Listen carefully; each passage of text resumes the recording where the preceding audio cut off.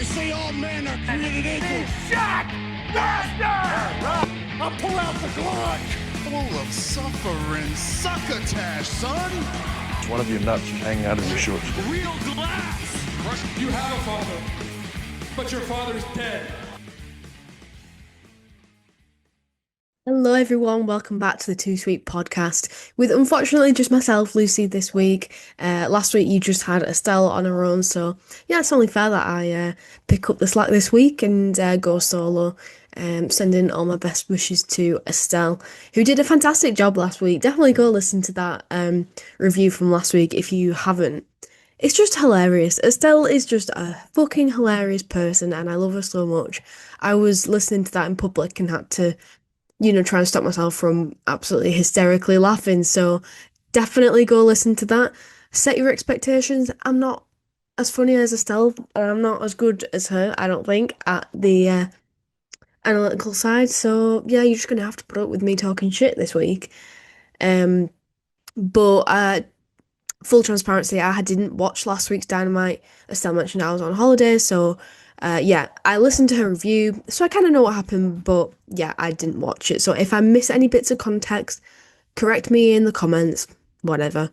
But yes, I have watched this week's Dynamite, which is the go-home show for All In, the biggest show of the year. Who's excited? Hands up if you're excited. I'm excited. I mean, I used to, when I was a kid, feel so excited about WrestleMania, and now that's kind of died off when I've not really into WWE anymore, but I'm feeling a bit of that childlike excitement about All In, to be honest. I'm so excited about this card. I think it's banger after banger. So I'm really excited to talk about what went down on this week's Dynamite and to lay down some predictions. So yeah, before I get into that though, I do just want to address the fact that there is a wrestling show on this weekend in Barrow-in-Furness if you are around that area. It's called Knockout Wrestling. Highly recommend coming along if you are in the area. Very good shows. I always love them. KOW is like my home promotion. So I am biased, but I think it's fantastic. And tickets are only £8. So it's an absolute bargain. So because I'm going to that, I'm not going to get to watch at least the first part of All In live because it's on earlier than non-pay-per-view. It's different because one, it's on a Saturday, usually they're on a Sunday, and it's also on a bit earlier. So it's actually, instead of midnight UK time, it's 8 p.m. UK time it begins. I think that's 3 p.m. EST. I don't know shit about US time zones. Sorry if I got that wrong. But the point is it's on early. It's like an afternoon rather than night show. So that's great for us in the UK. That means we don't have to stay up dead late to watch it. But yeah, I'm going to try, and that's really exciting for me because I'm going to go watch the Knockout Wrestling show, get home and hopefully watch All In. So yeah, really looking forward to this weekend. A lot of great wrestling going on. How lucky are we? Absolute abundance of wrestling going on.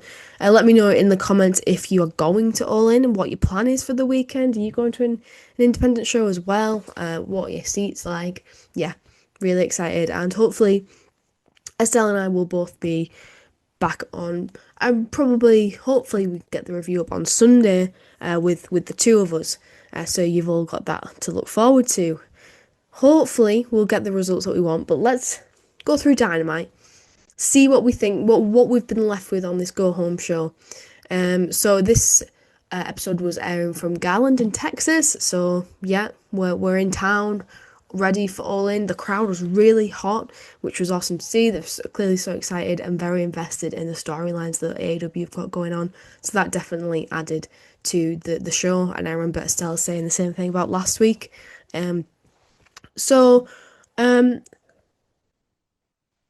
To kick off, we had Toni Storm and Mercedes Moné face to face for the very last time.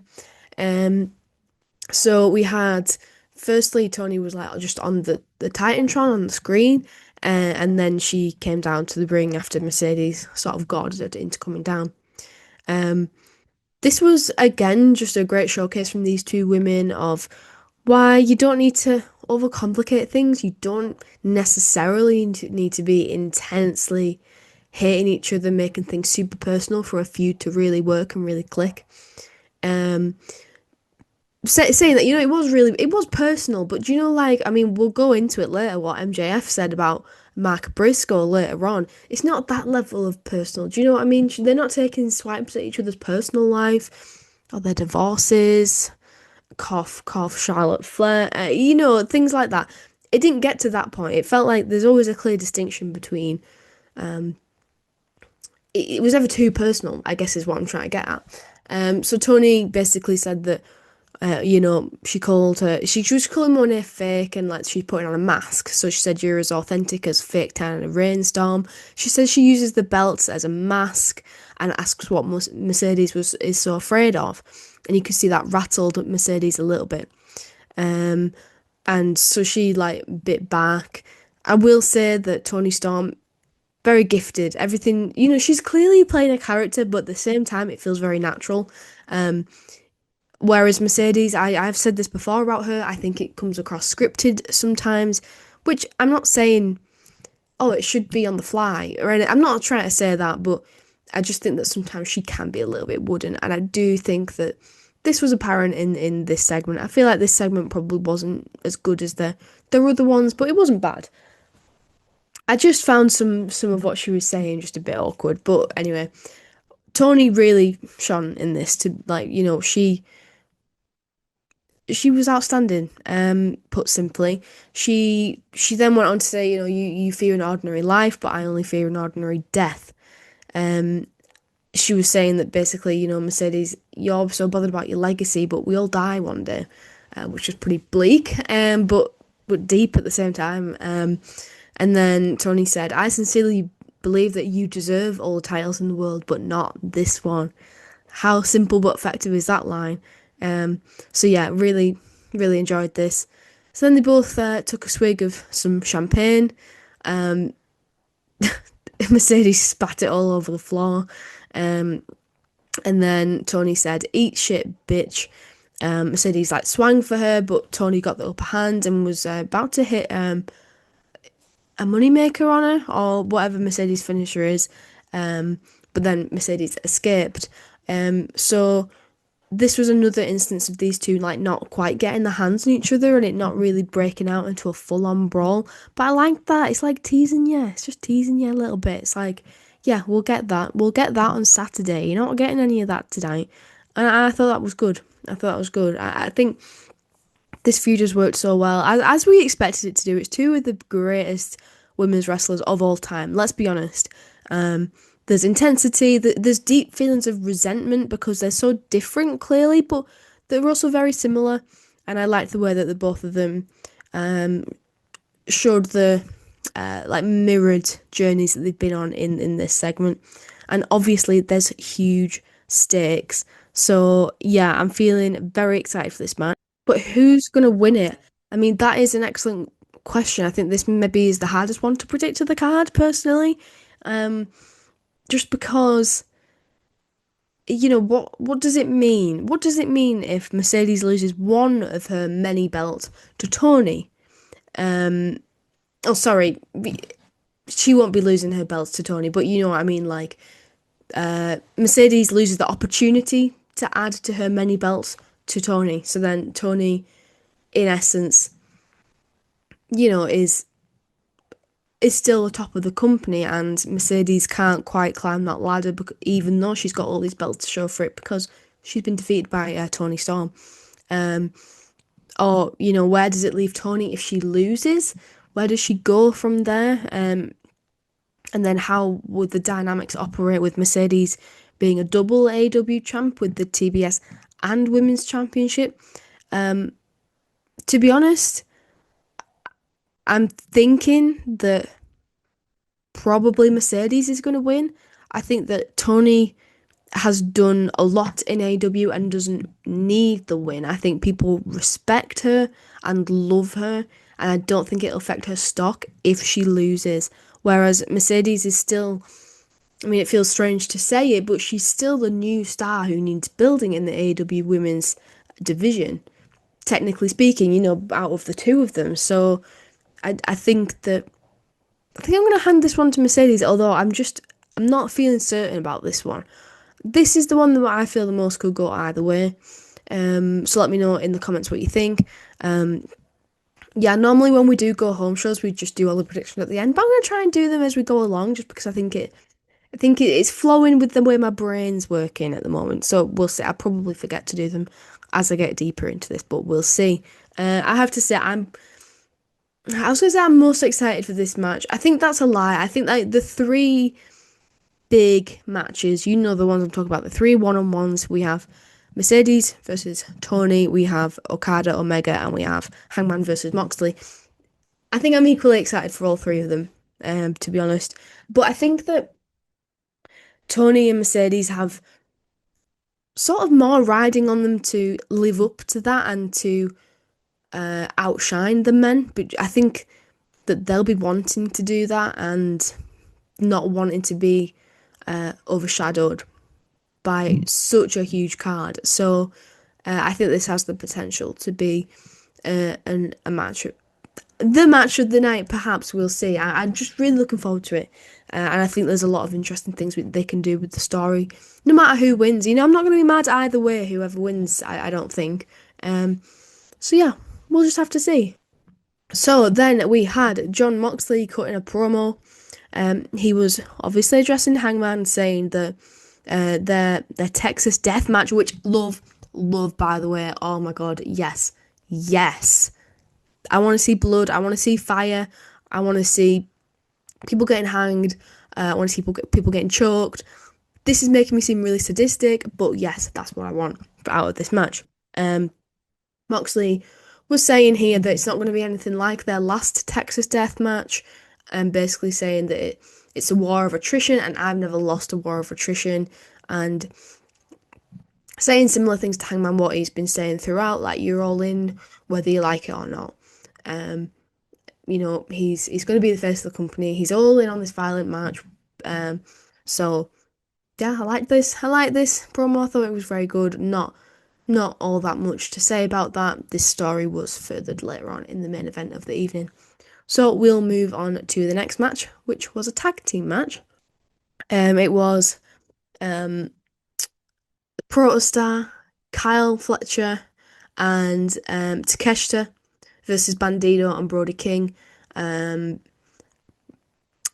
feel awkward with Protoshita as a tag team name, because as I believe Nigel McGuinness was saying on commentary, it's not, you wouldn't pronounce it like that, would you? It'd be Proteshta, but it doesn't matter. What should we just call them, the Don Callis family? That might work better. So yeah, anyway, I think they're a great team. I think they're absolutely fantastic. I love them together as a team. I think there's a chance that if the Hurt Syndicate, for whatever reason, turn face, because they look quite vulnerable this evening. We'll go on to that later. Or a face wins the tag team championships, that Fletcher and Takeshita could challenge for the tag championships potentially, because they're just a brilliant team, and they're being built as a team, and I think they're great. And you know, we also had Bandido and Brody as a team in this, which also worked really well, and they were really, really over. Crowd loves them. I think Brody is just rising in stock all the time, and I loved Estelle's evaluation of Bandido popping his Bandussy last week. Oh my god, cracked me up. But she was so right. He's just fantastic. How can you put him in NPC tier when he's popping his Bandussy like that? Yeah, this was another example of that. You know, it was non-stop from start to finish. And it was unpredictable. You never really knew where it was going to go. And in the end, we had it was Brody and Kyle Fletcher brawling outside. They took each other out, and then Takeshita hit the Raging Fire on Bandido to win. And I just thought this was excellent. Yeah, Takeshita just looked incredibly strong. So yeah, Takeshita's facing Bandido for the Ring of Honor Championship on Friday. Is it Supercard of Honor, I think. Uh, so going into that, picking up a pinfall over him usually isn't an omen for a win. Um, so and also Takeshi will be heading to Japan soon for the G1, so it might be unlikely that he'll win the Ring of Honor Championship. Like, and I also don't know what his schedule would be like for defending that on Ring of Honor. Probably um, not the most productive. So, although I do like the idea of Takeshita winning that, Kyle Fletcher beating Adam Cole for the TNT Championship, and um, the Callis family building up a collection of belts potentially, but I don't really envision that happening. To be fair, although it's not totally far-fetched, but yeah, having said all that though, I do definitely think that Kyle Fletcher is going to defeat Adam Cole for the TNT Championship at All In. Um, Takeshita is sorry, I mean Kyle Fletcher is just so hot at the moment that it'd be stupid for him to lose to Adam Cole. I mean, I'll be angry if he loses to Adam Cole. Adam Cole is, I mean, how do you even describe Adam Cole? It's very flat, very grey, very boring, very business casual. Do you know what I mean? Like it's it's just not working with Adam Cole. He's doing nothing with the belt. Kyle Fletcher is the perfect anecdote for that, and that kind of makes him the standout in the Callis family if he's carrying that belt, which I think will be a perfect role for him. Um, so yeah. After that, we had an Outrunners promo, and it was just like a video package of them talking about their match with FTR. And then we had FTR and the Patriarchy backstage with Renee. Christian was basically saying, "Oh, we should help each other. We should scratch each other's backs." I hate that metaphor, by the way. So weird. And then FTR basically said, "Oh, we don't respect you. Why are we not in the tag team championship match?" And then they're teaming up on Collision on today. Actually, today, Thursday. So let's see how that goes first. Basically, is what they said. So pretty nondescript. I think it's interesting that Patriarchy have been added to that tag team championship match alongside Jet Speed. Because with two heel teams, well, we'll get more into that later, but I think it just adds a little bit of needed spice to that match. So, okay, speaking of spice, we've got the opposite of spice coming up. We have Blake Christian versus Ricochet. Um, so Blake Christian was given a job at Entrance, but apparently he wanted this match because Gates of Agony attacked Lee Johnson. So Blake Christian had like a little pre-taped video segment to say that Lee Johnson was injured, so he was going to go and chop the head off the snake and by going after Ricochet. I mean, I have to say this was not boosting my excitement for All In whatsoever. Just don't really care. I don't think Blake Christian massively cared either. I don't know if anyone else noticed this, but he seemed to have like a defeated look in his eyes during this whole match, just like he didn't really want to be there. But that's not at all to take anything away from his performance in the match. He was great. He put on more of a fight than you'd probably expect, considering his job at Entrance. It was cool when he walked from the barricade over the top of the Gates of Agony's back to get inside the ring. But ultimately, with those two getting involved, you just knew that, well, they were going to get involved and Ricochet was going to win, which was exactly what happened. Ricochet hit a vertical for win. It was very unremarkable. It wasn't a bad match. I'm not saying it was bad. It just wasn't particularly good, especially for a Ricochet match. Yeah, I don't really have a lot to say about that. I think Ricochet has a chance at winning the gauntlet, Casino Gauntlet, but we'll talk a bit more about that later. I think, to be honest, I don't think he's going to win, but I think he'll be one of the main people like who's in the final moments. He comes really close to winning. Maybe the Gates of Agony will help. But I don't envision him winning the whole thing. But then after that, we had Renee was trying to get an interview with MJF saying, "Are you going to be one-on-one with your talkie talk with Mark Briscoe?" And Max goes to say like, "Oh no, it's not going to be one-on-one. Don't be daft. I'm going to have these guys with me." Um, Referring obviously to the Hurt Syndicate, and MVP's like, "Hell yeah, bro." Not in those words. And then they realise that Jet Speed have stolen their tag team championship belts. So they get angry and they go looking for them, which does mean that MJF will be one on one, which was I kind of like this actually. I thought it was just a fun little micro bit of storytelling. Jet Speed being little dickheads, which led into what happened later, which I'll get into shortly. But just before that all kicked off, we had a little Okada versus Omega video package. We've had a few of these over the past few weeks, and I have to say, every time I get super hyped. I mean, how can you not get hyped? Video editors, wow, you're amazing. I mean, good video editors, when you put together something like this, a hype package, I hope you get paid a lot of money because you deserve it. I mean, just incredible. Makes you feel so many emotions. So yeah, just brilliant. Okada threatening to kill Kenny Omega. Omega saying, "Let's leave it on the ring one final time."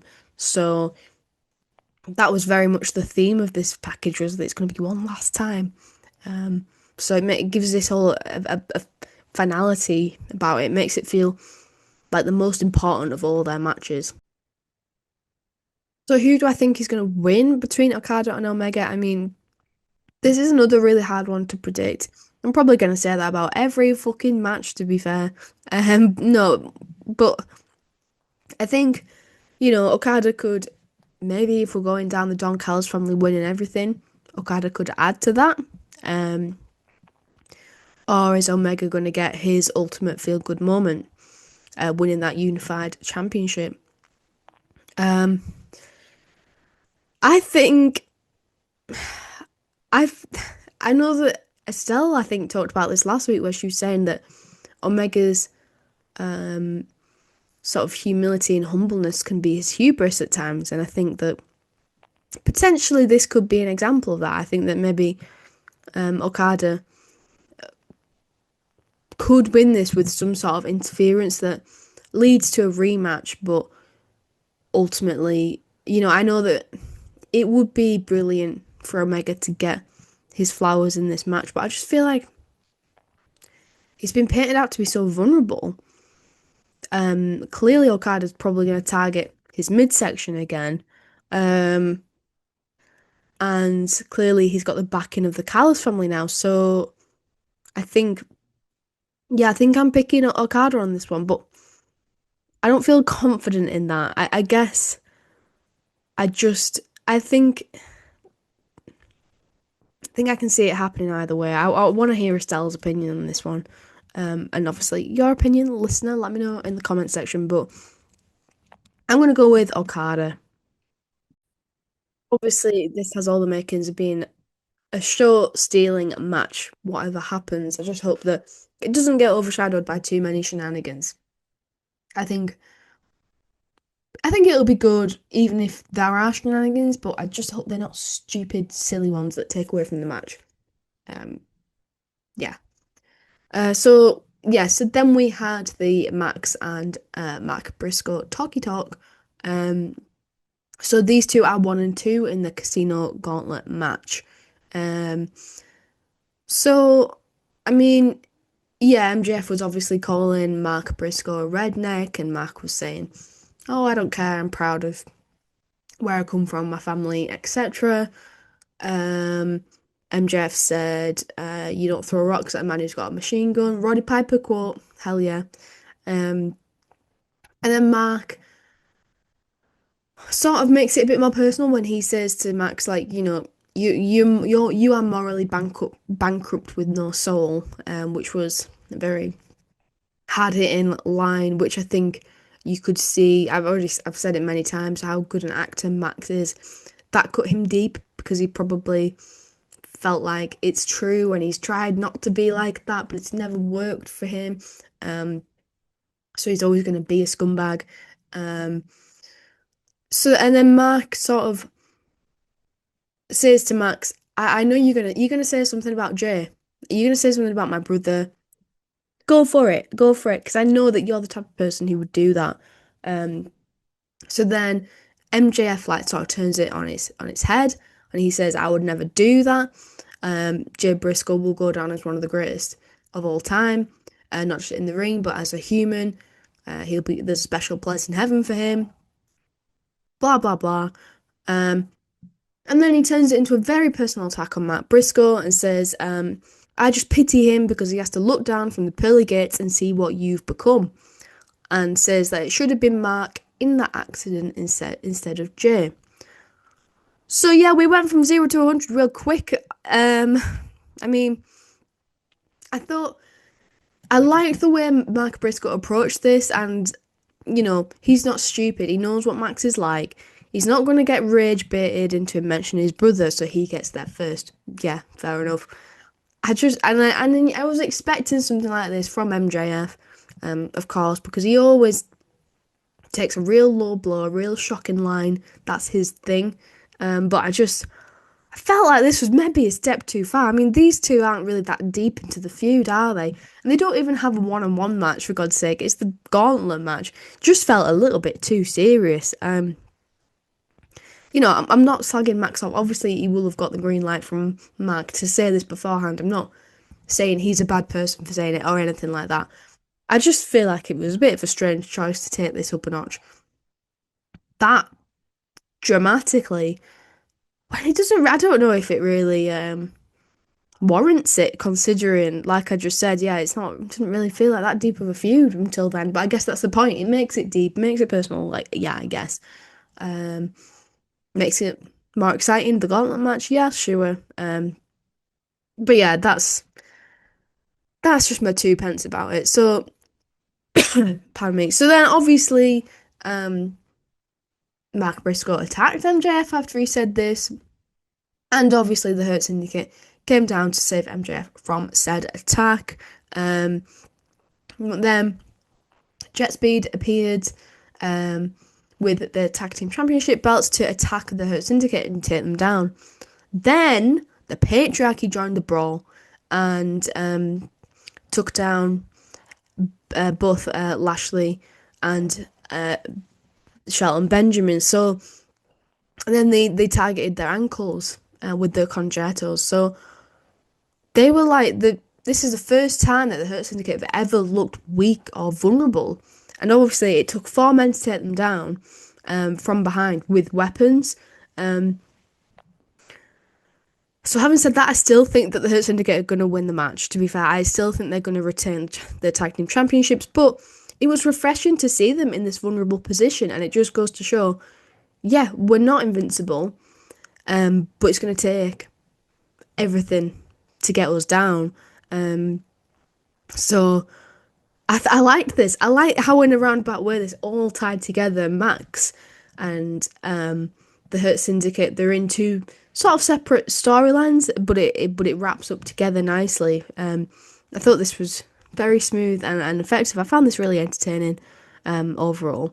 So then let's address the gauntlet match. Who do I think is going to win that? That's difficult to say without knowing who's in it. Could be a total wild card, obviously. It's important to remember the winner becomes the number one contender. So, you know, that's why I don't think it's going to be Ricochet, because I just don't think he's on that level.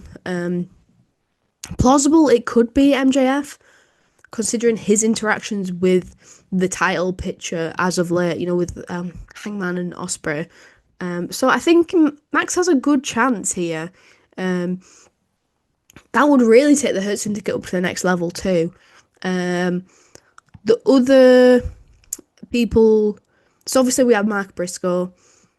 I don't think he's going to win. I think maybe Max's take is like got in his head, making it really personal. Maybe that'll be to his detriment. We also have Bandido, Brody King, and Mystico confirmed.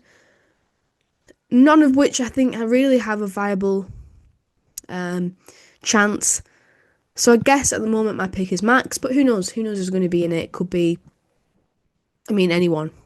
Darby might be in it. What if Darby wins? Hmm, I don't know. Interesting.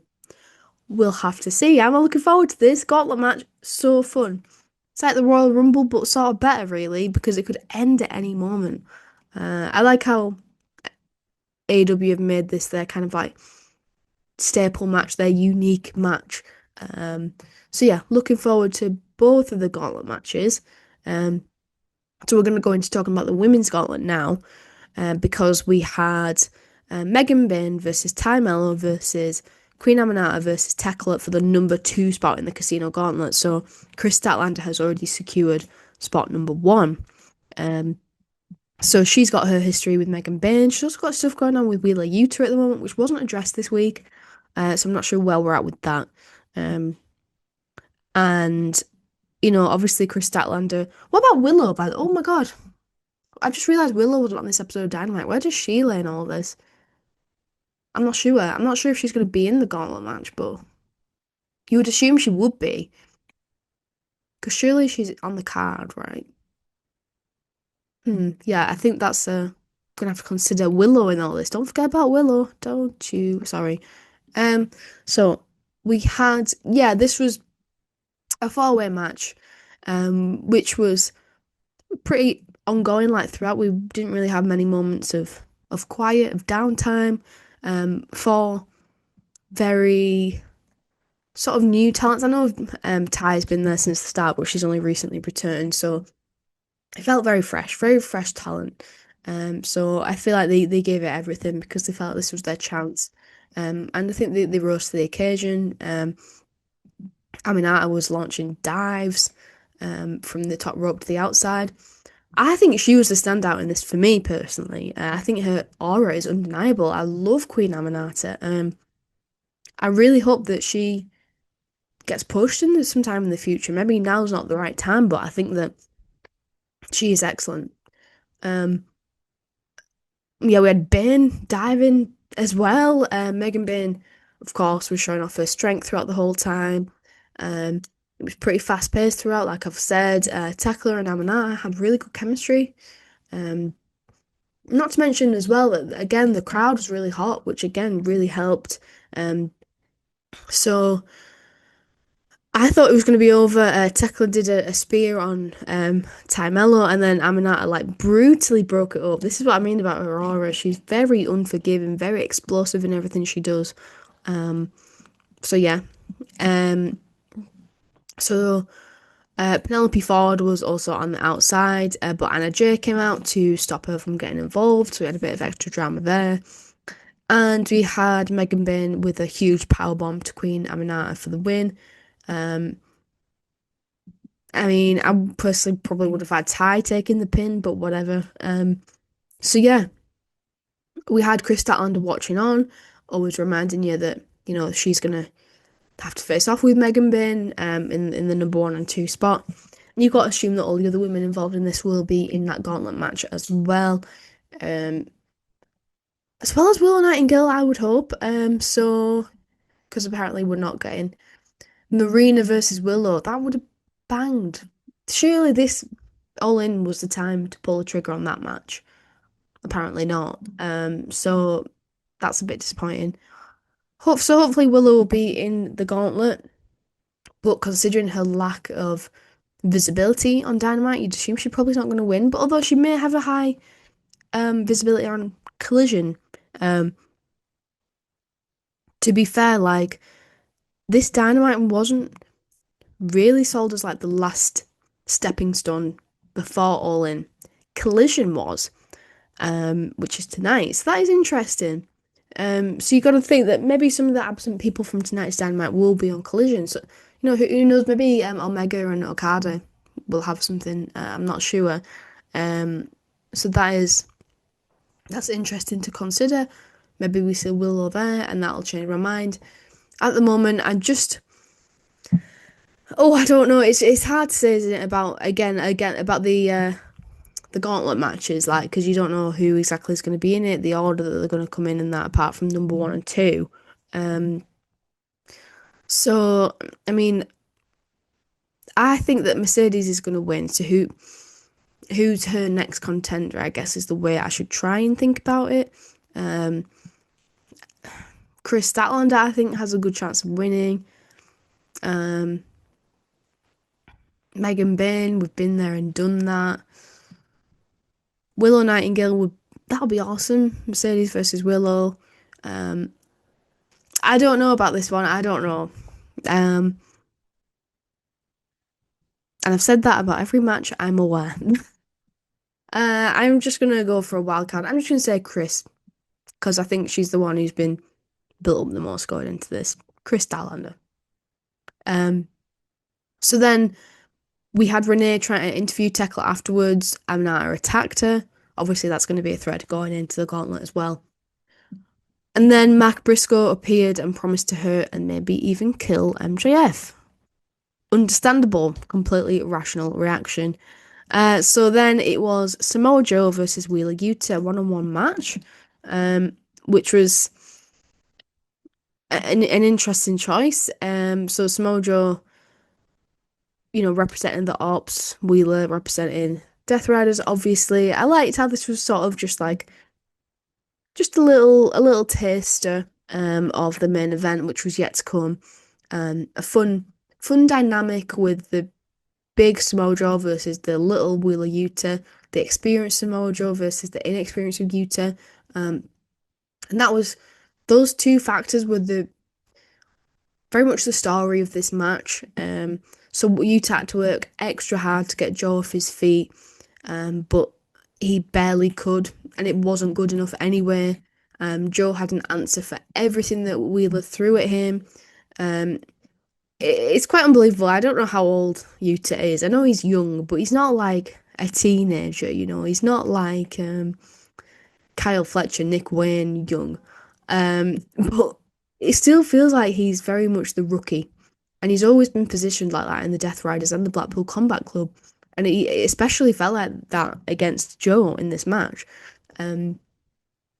So I really hope that we get something with Wheeler. Just something, some story, some sort of redemption or underdog story where he fights out of that shadow and becomes, puts everything he's learned from people like Bryan Danielson and Jon Moxley to practice and achieve something, because he kind of feels a little bit like a pathetic twink at the moment. And I hate to say it, I love the guy. I love him so much. I think he's brilliant. And I think he's done fantastic things with what he's been given.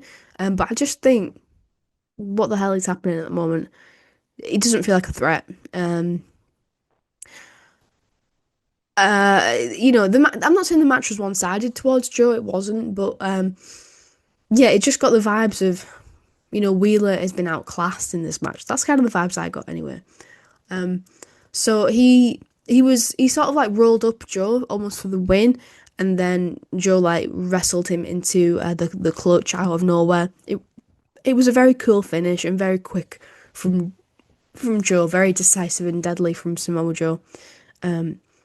As you'd expect from him. So, yeah. So then, like, the Death Riders weren't there to help or back up Wheeler Yuta because they were in a match later on, which made him feel sort of like a lone wolf. And I thought maybe will that lead into some sort of story like, oh, you guys leave me to fight my battles on my own. You're not there for me. Maybe, I don't know. But I was quite caught off guard by Gabe Kidd then coming out to chase off Samoa Joe. I just feel like, why is this guy getting involved again? Apologies if I missed something last week, maybe, but to me, it makes no sense. I don't understand what Gabe Kidd's rationale is. I don't know what his motivations are. I feel like he's not really been explained. I'm confused. I'm confused why he was there now of all time. Like, why does he want to help Wheeler? I just didn't quite get it. So maybe he and Yuta and Claudio can team up to face the Ops for the Trios Championships, probably. I just feel like it just feels really random. Personally, that's where I'm at with it. With Gabe Kidd. Um, so yeah, I enjoyed this match for what it was. It was good. It wasn't outstanding, but it was good. Um, but it won't be on my mind probably going into All In. I'm not sure. I don't think it built anything up for All In, is what I'm trying to say. However, we then had the huge main event, which I do think sort of overshadowed it a bit. So it was Moxley, Claudio Castagnoli, and the Young Bucks versus Hangman, Shibata, Powerhouse Hobbs, and Will Ospreay. Um, so yeah, it's your classic sort of having the main event sort of get their hands on each other before the pay-per-view, but obviously not letting them go full hog on each other yet. Um, and yeah, Hangman and Osprey, an interesting team. I think at this point I was a bit like, where's Swerve? We've not heard from him. We've got no reason why he's not been on the show. Obviously, you understand why he's not in the match because, like, well, I guess to an extent, you could have had Swerve and Osprey, but obviously you can't have the mix of Swerve and Hangman in the tag team. That doesn't even need to be explained. It's not. It wouldn't be a fun, quirky, can they coexist type situation. It's like life or death. They'd kill each other if they tried to be in a team. But yeah, at this point, it was just confusing. Like, where exactly is Hangman? I mean, Swerve. So yeah, um, this was just a chaotic match. As you'd expect from everyone involved. It was great. It was pretty smooth and everything it was entertaining throughout. Like it was just non-stop basically. I just want to say as well, how alike do the Young Bucks look now that Nick has dyed his hair? Oh my God. Um, I'm currently listening to the audiobook of the Young Bucks autobiography, and I finally figured out which is which. So Nick is the younger one who had lighter hair. Because I don't know if you guys remember a few weeks ago, Estelle told me how to tell them apart. Matt more hair, Nick not as much. Nick's the younger one. But now he's dyed his hair and it doesn't really work because they both look the same amount of hair. They both look identical at the moment. So anyway, I have figured out who's who from listening to their book, which is really good. I'd recommend it, by the way. I've not finished it yet, but I'm enjoying it. Um, but yeah, gosh, they look exactly alike. They look like twins. Um, Anyway, they just looked really happy. You could tell that they were really happy to be in the ring with Hangman in this. He took them both down. He looked, they were really willing to put Hangman over, I think, and you could just tell from a personal standpoint that those three were really happy to be in the ring together. I think that, yeah, like I was saying, Hangman, every time he was in the ring, he looked fantastic. He looked unstoppable. He looked like, yes, he could be the man who defeats Jon Moxley. And the crowd was well behind him, incredibly over. Um, so we also had some really cool moments where Powerhouse Hobbs and Claudio collided in the ring, and there was a meat chant. Hobbs also looked great in this match. He was definitely billed as like, well, obviously Powerhouse, like an unstoppable guy, just absolutely huge, strong, and it took both Claudio and Moxley to take him down by putting him through a table. He absolutely exploded through that thing. Um, so that was very fun. Um, what else? So yeah, I think that, and obviously Osprey too was fantastic in this match. Um, him and the Bucks had some incredible sequences, the acrobatics, the smoothness, just exemplary of what those wrestlers are well known for. I think, yeah, Shibata unfortunately was the scapegoat in this one. Um, didn't, yeah, there was a lot of big characters in this match, physically and like in terms of their aura and who they are on AEW. So it was hard for Shibata. Wasn't surprising that he was the one who ate the pin. So he took a EVP trigger, a neutralizer from Claudio, and then the Bulldog choke for the win for the Death Ride. So Moxley comes into this one it comes into All In having um a win in essence. He has the win. It might have been over Shibata, yes, but that's technically, the one up over Hangman, and the Young Bucks having the one up over Osprey. So yeah, it made sense that he'd make Shibata would make them look strong in that way. And you to be fair, like you don't want the Death Riders coming into this looking like absolute chumps because that would cause me anxiety that they're gonna lose. I mean that they were gonna win. Sorry. So and also like you want that tension that them going into it like they've got a huge win under their belts. So they they're on top form going into All In. So yeah, Shibata taking that could achieve that without really affecting the storyline. And then obviously it was quite predictable, but this turned into a huge brawl. Then the Death Riders threatening to suffocate Osprey and Hangman, which was a cool callback to what they did to Danielson, obviously.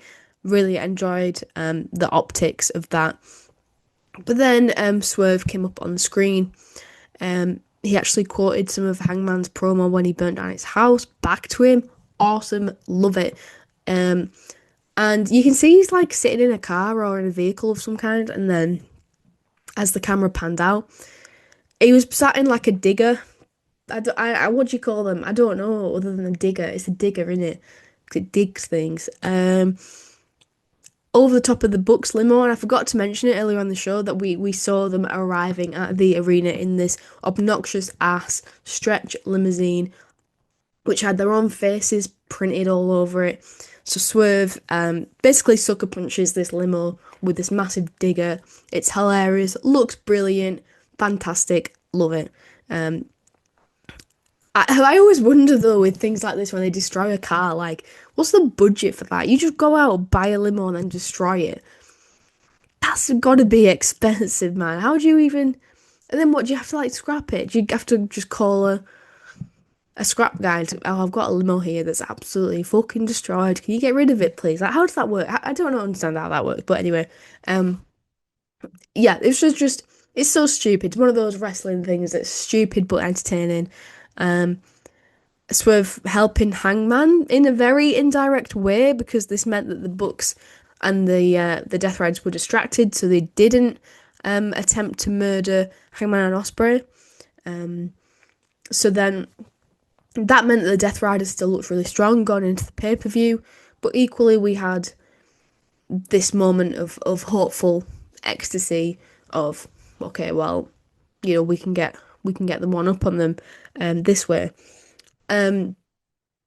Because then Hangman went for the buckshot on Moxley, but Claudio sort of tried to interrupt him, and then he got taken down by Hangman. And then Hangman and Mox were face to face, which was really cool. Hangman had hold of the chain, trying to get some revenge on Mox, but then Marina came in to rescue him before it could really turn into anything else. I will say it's kind of boring that it ended with the Death Riders running away. Again, that seems to be a common theme.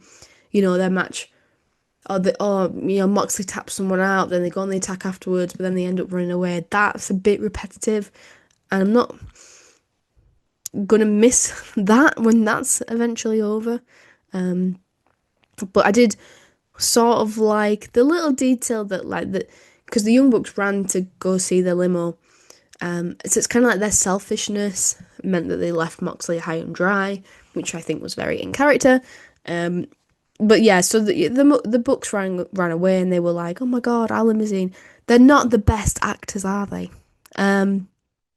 Wrestling's their strong point, not acting. You could tell they didn't give a shit about this limo. Like they were like, oh my god, our limousine. It clearly didn't care. And then they got Swerve stomped. Because they got distracted by Prince Nana, turned around, Swerve was there waiting for them, took them both down. So then it went back inside the ring, the footage, and it sort of ended with Hangman looking very dishevelled, a bit surprised, Because Swerve then came running into the arena to go celebrate with Osprey. So we had Hangman looking at Swerve and Osprey, looking confused, looking surprised, and the Death Riders scarpering off as they do through the crowd. So interesting way to end Dynamite.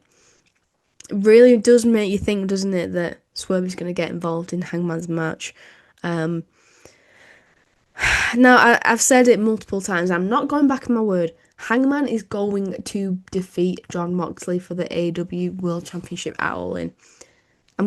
It's going to happen. I'm manifesting it. I'm speaking it into existence because I can't choose to believe that it's not going to happen. The stage is perfect. The stage is set. They can't ignore this opportunity. It's perfect. Everyone wants Hangman to win. Hangman is the perfect man for the job. He's a complex character. He's a brilliant wrestler. It's been built up magnificently. Moxley needs this to be over. He needs to go on vacation with Renee and their kid. You know, he deserves a rest. This needs to finish now, right? It couldn't be more perfect. It's got to happen. There's always a chance it's not going to happen. But I'm not entertaining that idea, okay? I think that, what did they say last week? That like Darby's probably maybe get involved and like help Hangman to win because he's got back from Everest. Yes, he can help. He can help, but it's not his moment. He can help, and then he can have like a claim for a match in the future, perhaps, or maybe he can have a feud with Mox. Fine, yeah, I'm down. I'm down to climb with that. And I do think that Swerve is gonna help too. There's got to be some thread between these two in it. There's got to be. There's just got to be. So that's how I think that's going to go down. And I think that Swerve and Osprey will also defeat the Bucks. The reason being is that the added stipulation last week that if they don't win, they won't be able to challenge for the World Championship for a year. That just feels a bit too dramatic. It's not unthinkable that could happen, because, you know, there's obviously different directions of the World Championship picture can go, other than Swerve and Osprey within a year, but I just think it's a bit far-fetched and a bit dramatic and can't really see it happening. I think Osprey is going to get a world title run soon, so I just don't think that happening. I just don't see that happening. Whereas I think that the Bucks are looking for a fresh start. I think they need to get away from the EVP thing, and this is just the perfect opportunity for that. So I definitely think that Swerve and Osprey are going to defeat the Bucks, and Hangman's going to defeat Moxley, and it's going to be like a fresh new start for AEW. Got rid of the Death Riders, we've got rid of the EVPs. Yay, happy rainbows, and it's going to be brilliant. It might not happen that way. You know, there's a little bit of me that's a little bit pessimistic. Does Tony Khan want Darby to be the one to decrown him? Potentially. I know that some people think that, but I think that ship's gone. I think that Darby's fumbled that opportunity, if it ever was an opportunity, and it's just too late now. The story's been going on for long enough. This is Hangman's time. This is what I think. This is Hangman's time. So that's where we're at, and that's the end of the show. It wasn't bad. I think that the end segment was just a bit samey, like I've already said, of what we've had before with the Death Riders. So I didn't mind it as much because obviously we had the Bucks and Swerve too. Swerve making his presence felt in the most unlikely, unexpected way, which was fun considering he was absent for the whole show with no explanation. So I thought that worked well. But I don't think it was absolutely brilliant, the end segment, but I thought it was, I'd call it very good rather than absolutely brilliant, just because of the repetitive nature of it. So I guess I need to rate the show, and, you know, with the criteria being the merit of being a good show and how excited it made me for All In. I know that, I think Estelle gave it a 9.5 last week, and I mean, fair dues, I didn't watch the show, so I can't argue with her about it. I trust her judgment on that. Do I think this week was 9.5? No, I don't think it was that good. I think I am excited for All In. Clearly, I'm excited, and it's done its job in putting some finishing touches on the build-up before some shows. Before some matches at All In. But I think the in-ring action sort of was lacking. There was none of these matches stood out on their own merit. So I'm gonna settle, I think, on an 8 for this one. For those reasons, I think that we had some good wrestling, but not outstanding wrestling. We had some great build up for All In, but that it wasn't. There was nothing that was like, oh my god, wow, that's a huge development sort of thing. Not that it needs to necessarily be like that, but it just wasn't revolutionary. It wasn't unbelievably exciting. It was an easy watch. I was entertained throughout. There was lots of exciting moments, yes, but it just, to me, is an 8. Just not quite up there in the 9s for me personally. But having said that, I'm not trying to dunk on it. I am buzzing for All In, and I think it's going to be brilliant. So, and I think I predicted all the matches that have been announced so far for All In. I'm sorry that some of my predictions probably sound a bit like I'm not sure, because I'm not. And it's hard when you don't have someone else who, Sal's got loads of probably different opinions to me and like some fresh ideas that would help me like sort of round out my predictions a bit more. It's a little bit difficult when you're doing it on your own. So please do correct me in the comments and let me know what you think. I'd be really interested to hear what people think is going to happen, what's going to be the closing moments, how are we going to end, what's the vibe going to be? Is it going to be happy? Is it going to be sad? Is it going to be a new fresh start, or is it going to be a bit miserable? All In last year was the happy pay-per-view, and then All In was the dark. All Out was the dark one, and All In was like, it was Brian, wasn't it? And it just ended on such a good note. So maybe we'll have a similar this year. I'm not sure. I'm so excited to find out though. So if you want to make sure you don't miss our All In review, subscribe or follow, depending on what platform you are listening on. Be sure to leave a like or a 5-star rating. It really does help us. And we're so close to 900 subs on YouTube, by the way. It would mean the world if you could subscribe if you haven't already. Share the podcast with your friends. Truly, it means the world. So thank you so much. All the engagement, all the support. It's brilliant, and we really do appreciate it. And perhaps I'll watch Collision, because I think some big things are going to go off on there. So as always, thank you so much for listening to me waffle for however long this has been. I'll pop a link in the description for the KOW show if you're interested. And as always, thank you for listening. I must bid you adieu, goodbye, and good night, bad. I wish you died in the womb!